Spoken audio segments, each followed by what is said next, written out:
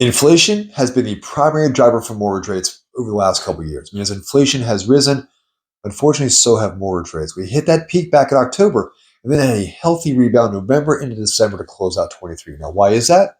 Because inflation was finally showing consistency and trending lower. And there were other economic indicators that pointed to an environment that would allow for inflation to continue to trend lower, getting close to the Fed's 2% target. And as a result, the Fed could have a realistic conversation about when it could start cutting rates, cutting its short term benchmark rate, the federal funds rate, which the markets were hedging would happen here in March. Now, that's not going to happen.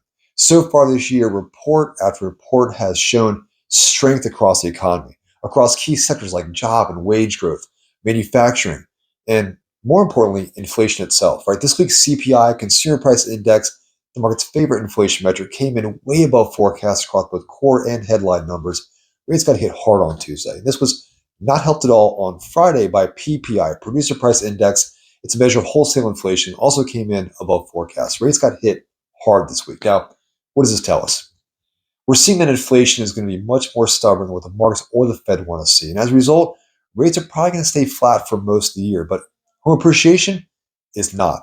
If you're in my market, Virginia, Maryland, and DC, you have seen the increased levels of competition, the upward price pressure, the fact that home appreciation is going to be insanely strong this year. You want to get in that property now. You want to enjoy home ownership, establish equity, and then refi down the road once rates fall, which they will. To not wait for rates to fall before you jump into the housing market. Paying more for an asset, even with a lower interest rate, does not give you a lower monthly payment.